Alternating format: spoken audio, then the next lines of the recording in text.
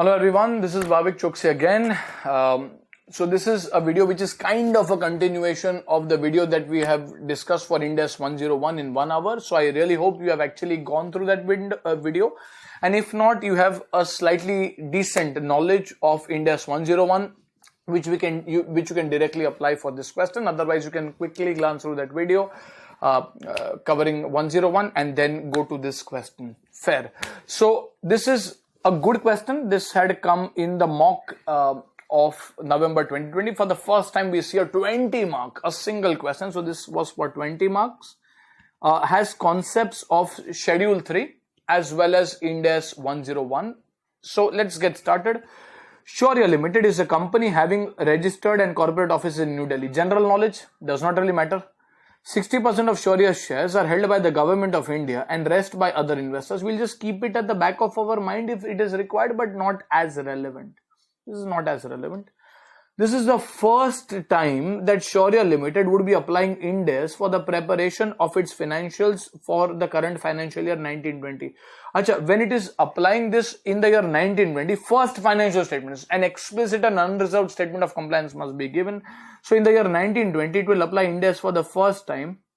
Will it have to show a previous year? Well, yes. What is the previous year? Well, previous year will be 1819. So what will be the date of transition? Well, that is the first day of the earliest reported period. So even if it was not given, we could have said that, well, the date of transition should be on 1st of April 2018, the first day of the earliest reported period. The earliest reported period is usually 1 year. Uska pehla din, that is 1st April 18. Aage dekhte, the following balance sheet is prepared as per earlier gap.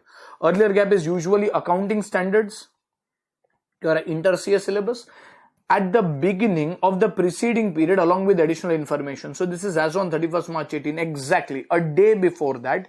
This must be prepared as per AS, and then good morning on the very next day, April Fool's Day, and you see that the balance sheet has to be now as per Ind AS. So you'll have to restate the entire opening balance sheet as per Ind AS. This is as per AS. If you see this balance sheet, this is as per the old format where you have shareholders funds, reserves and surplus, share capital, long-term borrowings. As you see, there's no financial liabilities mentioned over here. We have had a separate video for Schedule 3. You can actually refer that for a detailed understanding of Schedule 3, but I do presume that you would be aware of Schedule 3 as such. So this is the entire information which is on Schedule 3 balance sheet. You can read it at your leisurely time. Additional information is given to you. Or the other current liabilities include 3,90,000 liabilities to be paid in cash. If these liabilities are to be paid in cash, there is a contractual obligation to deliver cash, and hence this will be financial liabilities. Kuch bada baat nahi hai. Such as expense payable, salary payable, and 60,000 are statutory government dues. वैसे government dues भी तो हमें cash में ही भरना होता है. However, these are not contractual obligations to deliver cash. These are statutory obligations to deliver cash, and hence though they are liabilities, they are not financial liabilities. They will be shown as other current liabilities. So point number 1 will affect your other current liabilities. So in other current liabilities, I'm just doing this in rough for your understanding. In other current liabilities, you'll have point number 1, and इसमें क्या हो जाएगा? Out of this, 3,90,000 will be shown as financial liabilities, and 60,000 will be shown as other current liabilities. In your Schedule 3 reporting format has no adjustment for Ind AS 101 as such. So over here, this is 4,50,000. Then go to adjustment 2. Long-term loans and advances include 40,000 loan, and the remaining amount consists of advance to staff. Acha, advance to staff usually is what? There are two interpretations. It can be an advance, that is a loan given to staff, or it can be staff salary paid in advance. Institute over here has implicitly assumed that this is staff salary paid in advance. So this is basically advance salary which is given to our staff. अच्छा, 40,000 loan, do you have a contractual right to receive? अगर आप ये दोनों का total करो, 40 and 1,10,000 is 1,50,000. Long-term loans and advances should appear ideally on the assets. Long-term loans and advances, this is adjustment number 2. This is 1,50,000, perfect. 40,000 for loan. Well, this is for 40,000. It is very clearly a financial asset. You have a contractual right to receive cash. However, for the remaining 1,10,000, in lieu of that advance salary, you are going to receive services from employees and not really cash. And as a result, this will be shown as other current assets. This will be shown as a part of other current assets. Okay. Fair. This is not a financial asset. Point number 2. Other non-current assets consists of 2 lakhs, which is capital advances to suppliers. What is capital advances? Someone might be constructing a machinery for you, and as a result, you have given money in advance. And hence, such items are called as capital advances, which are non-current assets. Are they financial assets? No. We have a contractual right to receive cash. CWIP is the WIP that you are constructing yourself. Here a contractor is constructing for which you have given an advance. So this will appear as a part of capital advances. Once the supplier gives us the machine, the entry will be, let us say, asset account debit to capital advance. If you are constructing, that will be capital work in progress. अच्छा तो ये किधर दिखना चाहिए? Well, this is a part of other non-current assets only. At best, you can give a disclosure. It is not a financial asset. You don't have a contractual right to receive cash over here. Instead, you have a contractual right to receive probably a machinery, a capital asset, and that is not to be treated as a financial asset. Schedule 3 aspect. So over here, basically, other non-current assets will include, has a capital advance. That is it, which is worth 2 lakhs. So there's no reclassification required as such. Point 3, if you want, you can have. किधर चले गया? Point 3. Okay. Let's proceed. Point number 4. Other current assets include 3,50,000 current assets receivable in cash. If they are receivable in cash, unless otherwise, when you have a contractual right to receive cash, and hence this 3,50,000 will represent a financial asset, and prepaid expenses of 50,000. Achha, prepaid expenses may be like something like a prepaid insurance, rent or something, whereby you have a right to receive the benefit out of the services. You don't have a contractual right to receive cash, and hence that is not a financial asset. So this 50,000 is not a financial asset, and hence it should correctly be shown as a part of other current assets only. However, out of the other items, so ये total आपका होता है 4 लाख, 4 लाख में से 3,50,000 will be shown as other financial assets. However, 50,000, which is prepaid, will be a part of other current assets only. No, this is a usual Schedule 3 question. Short-term provisions include dividend payable of 2 lakh rupees. हाँ तो ठीक है. The dividend payable has been a result of board meeting wherein the declaration of dividend for the financial year 17-18 was made. However, it was subjected to approval. It is subject to approval of shareholders in the annual general meeting, and hence it is no longer, it is not a liability on 31st March 18 as per Ind AS. And hence, what do we have to do? Well, we will have to de-recognize this liability. For this, you will have to probably pass a journal entry. I mean, you don't have to show the journal entry, but your journal entry, if you had to pass, will be a short-term provision. You will have to reverse the short-term provision. उसमें से 2 लाख आपको बाहर निकालना पड़ेगा. अच्छा, when you created this, you must have passed the entry retained earnings or P&L reserves account debit to dividend payable. अभी dividend payable को आप debit करो. Why? Well, you will give a disclosure in on 31st March 18 or 1st April 18, but you will have to show that as a liability in the year when it is actually approved, which is in the year 17-18, not on 31st March, which is, let us say, it is subject to the approval. So whenever that approval is received, most likely in the year 18-19, that is when it should be recorded. So this will be to retained earnings or reserves, as the case may be, 2 lakhs. So what will happen over here is, from the short-term provisions, you will have to subtract 2 lakhs. This is for adjustment 5. And to the reserves, you will have to add 2 lakhs. This has to be done on account of the transition thing that we discussed in the earlier class, where we said that on transition, you have to de-recognize all the liabilities. You have to de-recognize all the liabilities or assets which are not permitted under Ind AS. Usko aapko de-recognize karna, ye aapne kar diya. Achha. So this takes care of the 5 points. Question is still a long way from getting over. Now comes the Ind AS 101 application. CFO of Shaurya has also presented the following information against the corresponding relevant items in the balance sheet. For this, you need Ind AS 101 knowledge. If not, pause, study Ind AS 101 and then come. Point A, property, plant and equipment consists of a class of assets as office building. Okay. that is fine, whose carrying amount is 10 lakhs. However, the fair value of the said building as on the date of transition is estimated to be rupees 15 lakhs. On the date of transition is estimated to be 15 lakhs.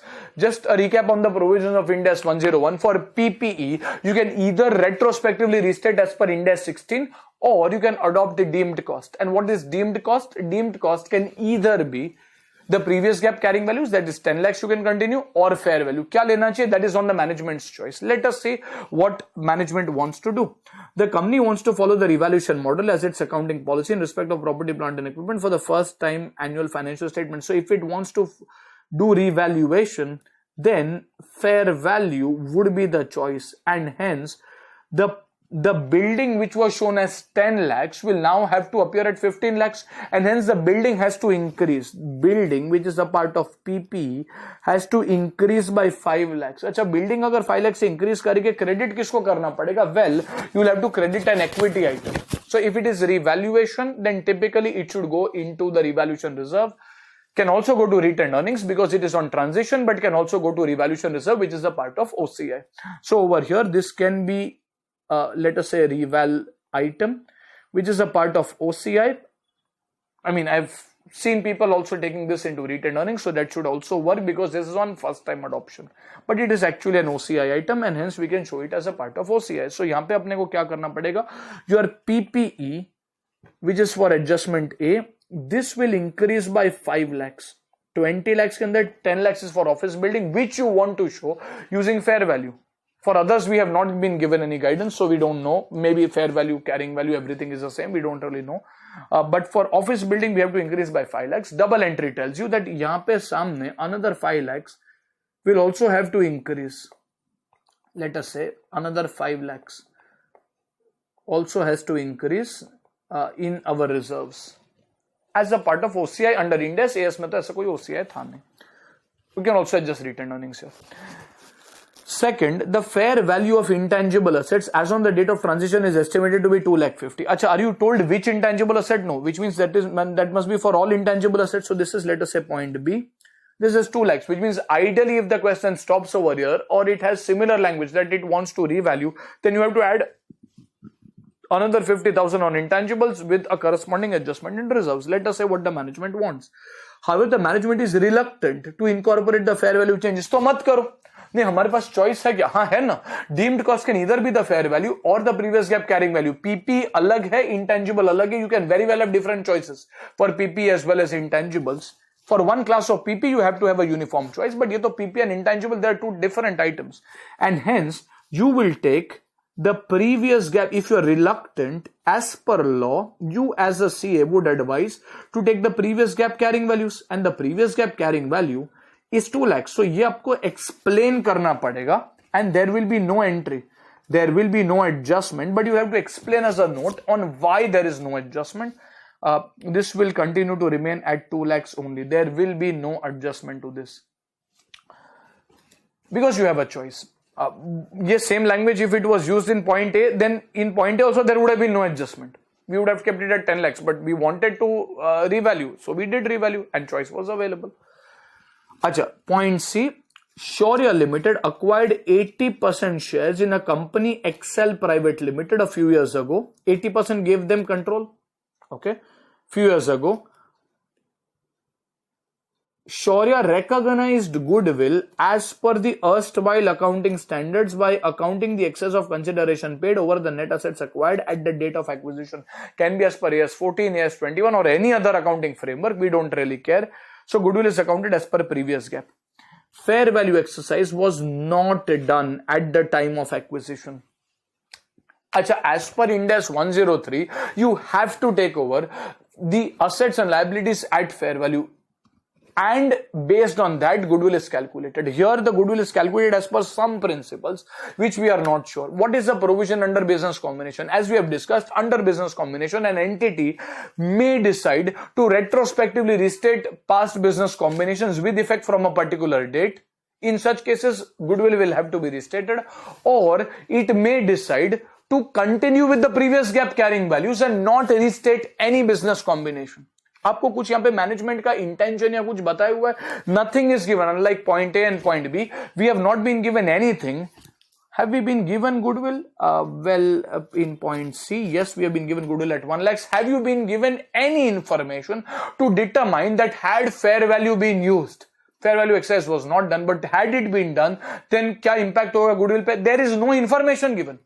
If there is no information given, maybe you do not have as much data, in which case, if you don't have a data, as an accountant, you would then say that, well, we can't take a hypothetical number and hence we will decide not to retrospectively restate the past business combination. If we don't restate the past business combination, in such a case, there will be no question of revising the goodwill or any other value and hence there will be no adjustment. I will again repeat, business combination, you have two choices. You can either restate with effect from a single date or you may decide to not restate. Here, we don't have information. Even if you want to restate, you don't have information. Well, that means implicitly, you will end up taking the choice of not restating past business combinations and hence taking the previous gap carrying values. If you take the previous gap carrying values, again for this, you will have to write a note. Like for intangibles also, you'll have to write a note on why 1 lakh is not going to change. So again over here, 1 lakh will not change. There will be no adjustment. Point D is interesting. Trade receivables include an amount of 20,000 as provision for doubtful debts. So जितने भी trade receivables होंगे, उसमें से 20,000 was the provision of doubtful debts measured in accordance with previous GAAP AS framework. How much was the trade receivables? Let's say this is point D. 9 lakhs. This 9 lakhs is after. Probably your total trade receivables were 9 lakh 20, out of which 20,000 you expect to go bad, and hence you were showing 9 lakhs. ठीक है? Is as per previous gap. Now as per the latest. अरे latest यानी क्या होता है? This is you are adopting Ind AS in the year 1920 ना? So latest estimates would mean the estimates that are made in the year 1920. The provision needs to be revised to 25,000. You actually saw that actually debtors were 25,000 went bad. So एक काम करते फिर let us show the debtors at 9 lakh minus 5,000. 5 कैसे? 20,000 was the bad debt already deducted. 25,000 should have been the bad debt based on latest estimates. Ind AS बोलता है गलत है. On 1st of April 18, do you see any objective error?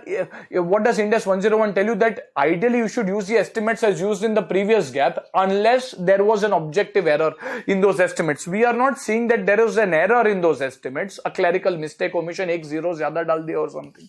No. Acha, had you been told that instead of writing 25,000, the accountant by mistake typed 20,000, yes, then there was an error. You will then show 25,000. However, this is as per latest estimate. If it is as per latest estimate, then you will incorporate that additional 5 changes in accounting estimates have to be prospectively adjusted, and hence जब भी वो estimate actually 18, 19 or 19, 20 में change होगा, that is when you would recognize the additional 5. You will not change it retrospectively, and hence this will also have no adjustment on 1st April 18. Sir, adjustment आना चाहिए, 5,000 का loss है, कोई आपको नहीं रोक रहा है वो recognize करने में. You recognize it, but one of the mandatory exceptions under Ind AS 101 is that estimates as per the previous gap have to be continued unless you can show that there is an objective error. Here there is no error. The estimates revise, but they revise at a future date. And hence that additional 5,000 will be booked as an expense somewhere between 1st April 18 to 31st March 20 when that estimate changed, not on 1st April 18, and hence there will be no adjustment. A note will be given. So this is appearing like a theory question. Note pe note. Then comes adjustment number E. Company had given a loan. That means this has to be an asset, has given a loan of 1 lakh to an entity for a term of 10 years, 6 years ago, which means 4 years are still remaining. 6 years have passed. Transaction costs were incurred separately for this loan. Usually as per the old standard, transaction cost goes to the P&L. However, as per Ind AS, they have to be adjusted from the value of the financial asset, and hence it will have an impact on your EIR, effective interest rate. The loan carries an interest rate of 7%, and the principal amount is to be repaid in equal installments over the period of 10 years at the year end. Okay. Interest is also payable at year end. So these are features of loan. The fair value of the loan as on the date of transition is 50,000 as against the carrying amount of the loan, which is at present 40,000. If I were to just take you back, this 40,000 seems to be very similar to the 40,000 that was there in point 2. Long-term loans and advances include 40,000 loan. This is probably that same 40,000 which is there in your books. But this is 40,000 as per previous GAAP. What did we study? In Ind AS 101 we said for measuring financial assets or liabilities where effective interest method is used, you will either retrospectively restate all items if enough information is available and then find the carrying value. 40,000 is carrying value as per previous GAAP. You will find the value as per Ind AS, find the EIR and stuff. Or if that is impracticable, you might not have enough data or whatever reasons, if that is impracticable, in which case you will take the fair value. Remember, previous GAAP carrying value option not available here. Previous GAAP carrying value option available for PP, intangibles, investment property, investment in subsidiary, joint venture, associate. This is not any of these, and hence you have to either retrospectively restate or take the fair value. Let us see what is to be done based on the information available. However, Ind AS 109 mandates to charge the interest expense as per the effective interest method after adjustment of the transaction cost, which is perfect. We are aware of this. Management says it is a tedious task. Management ko thoda susti aa gaya. In the given case, to apply effective interest rate changes with retrospective effect, and hence it is reluctant to apply the same retrospectively for first time adoption. Now, as an expert in accounting standards, you have to give advice to CFO कि अगर आपको reluctant हो, if you think it is tedious, then you take fair value. One option is you select a retrospective restatement which you are reluctant. The second option is you take the fair value, in which case your journal entry. So there is I think point number E. Where is this long-term loans? Point number E. Your journal entry over here, there will be a journal entry because you want to restate. So the loan over here, which is an asset, has to be increased by 10,000. It is appearing at 40,000. This loans don't go to retained earning. Loans don't go to OCI items. They will directly go to the retained earnings. Remember, all the adjustments will be through the retained earnings or OCI. You will not show it as a gain or loss in the statement of P&L. You can't say कि हाँ हमने बहुत profit कमाया, हमारा profit margin higher है because we adopted Ind AS or otherwise. It will directly be adjusted against retained earnings. That is also done in order to match the double entry system of accounting. If you increase the loan by 10,000, something else has to change. So we are changing this against the retained earnings by 10,000. So what this will ensure is you will increase the loan by 10,000. And also increase the retained earnings by another 10,000. Okay, so that will take care of adjustment E. Adjustment F, in the long-term borrowings of 4,50,000. Where is this? Long-term borrowings, adjustment F of 4,50,000. Okay, that is the entire amount of borrowing. In the long-term borrowings, 4,50,000 component is towards state government. Okay. Is due towards state government. So this is to be paid to the government. Interest is payable on the government loan at 4%. Okay. However, the prevailing rate in the market at present is 8%. This is the rate prevailing at present. Do you know the rate prevailing when the loan was actually given? No. The fair market value of the loan stands at 4,20,000 as on the relevant date. जैसे अपन ने आगे discuss किया हुआ है, in case of government grants, you can either do a retrospective restatement if information needed to retrospectively restate could be obtained based on conditions at the time of initial accounting, not based on conditions prevailing as on the transition date, not on 1st April 2018, but on the date when the loan is given. You have been given that the loan at present is 8%. This is irrelevant. You need the rate of interest when the loan was actually taken. Probably that data is not given to you, in which case what are we supposed to do? Well, do we take the fair value? No. What does the Ind AS 101 say? It says in such a case you'll have to do prospective application and continue with the previous GAAP carrying value. You need to know किधर fair value होना चाहिए, किधर previous GAAP. Like in financial instruments, we had said that if it is impracticable, you take the fair value. Your previous GAAP carrying value was not there. PP, both the options are available. So you should know what is available. So this is irrelevant.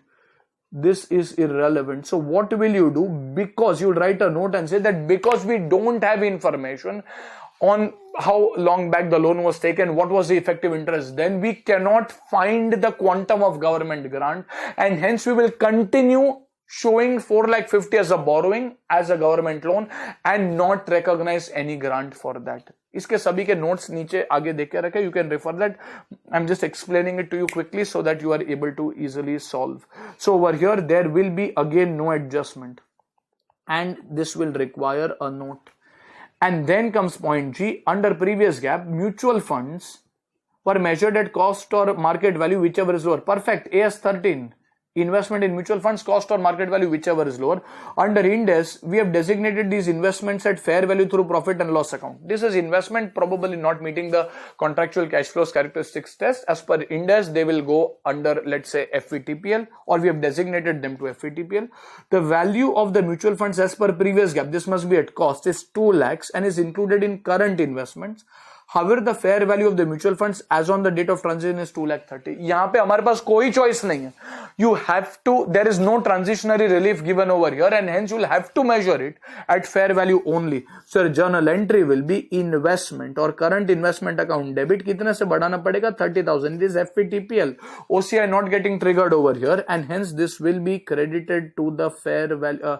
This will be credited as to the retained earnings as 30,000. This is not a gain to be shown in the P&L because this is prior to 1st April 18. This has already happened on 1st April 18. So the direct impact will go in the retained earnings. So over here in the retained earnings, you will add another 30,000, and in current investment point G, you will add another 30,000. The difference between 2 lakhs and 2,30,000. Okay. Ignore separate calculation of deferred tax on the above adjustments. We give our heartfelt thanks to the institute for this sentence. Otherwise, we would have spent another half an hour doing just this.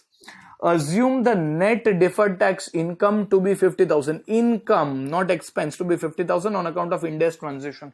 If this was not given and a tax rate was given, then we would take the previous gap carrying values as the tax base, and whatever value you have determined as per Ind AS, as per the carrying value, the difference between each of those items into the tax rate, and you would have had to calculate deferred tax if and only if the tax rate was specifically given to you. Here it is not. We have been given that there is a deferred tax income. Acha, a deferred tax income is to be credited, and hence debit will go to deferred tax asset if it is appearing, or deferred tax liability if it is appearing. Dekhte balance sheet mein what is appearing.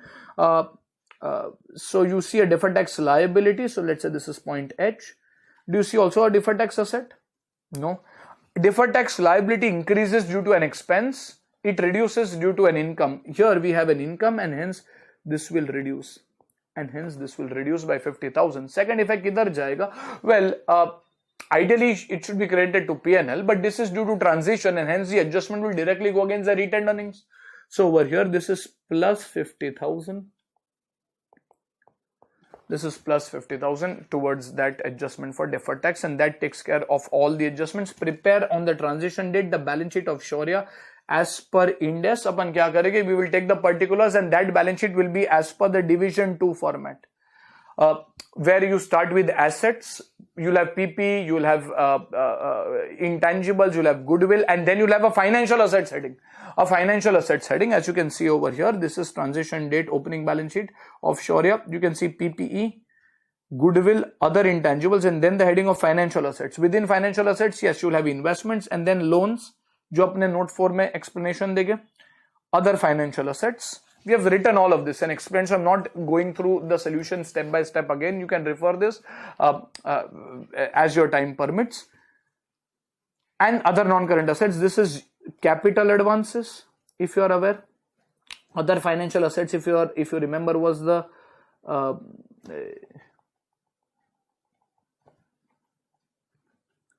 was 1,10,000 was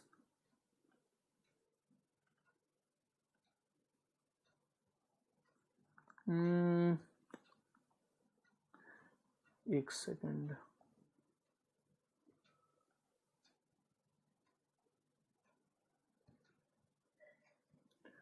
should ideally be other non-current assets over here. Well, if you believe that the staff is going to repay, then it can be other financial assets as well. But if you believe that the staff is going to give through service, then it will be under other non-current assets. यहाँ पे अपने other financial assets institute ने लेकर रखा हुआ है. Then inventories, no change. Financial assets, investments, this is 30,000 for the mutual fund. Trade receivables remains 9 lakhs, no change in cash. Other financial assets we have marked as 3 lakh 50. Other non-current assets, this is I think for the prepaid. Equity share capital, no change. Other equity, 7 lakh 90 worth of adjustments. If you go to see, let us see if our solution is that way is correct. You take the total of all of these, 1, 2, 3, 4, 5. All of these are plus, so that's 5 lakhs plus 2 lakhs plus 10 plus 30 plus 50. I'm just doing it in rough, please. This is just for explanation, not the fair solution. So this is 7 lakh 90. You can see on your calculator, there would be a separate working for this as well. So यहाँ पे 7 lakh 90 जा रहा है, a part of it is due to revaluation.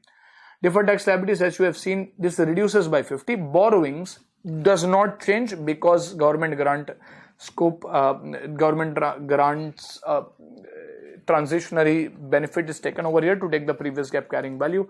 Trade payables is there. Other financial liability, as we have marked, is 3 lakh 90. However, other current liabilities, this is for the statutory dues, will come over here. Provisions noted, this is the dividend that is to be removed of 2 lakhs. If you see below other equity, you are shown retained earnings, and separately a fair value reserve can also be shown as a revaluation reserve. And the transitional adjustments for retained earnings have been shown over here. Disclosure के अंदर you will give proposed dividend which is to be disclosed because it is a non-adjusting event. It happens after the balance sheet date, but it is material and hence it has to be disclosed. Apart from that, I've just kept the same institute solution that is there in your mock for your easy reference. And I think that should be it. So I hope this video has helped, and I'll wish you all the very best. Stay tuned. There will be more videos coming as well. Wish you all the very best. Take care. Do like, share and subscribe if you have enjoyed the video, and let me know if you have any queries. Okay, bye bye. Study hard.